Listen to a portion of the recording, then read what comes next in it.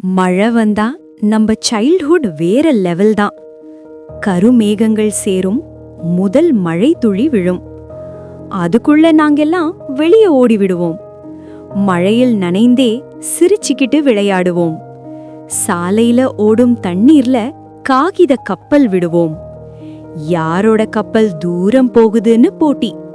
சின்ன விஷயத்துல பெரிய சந்தோஷம்.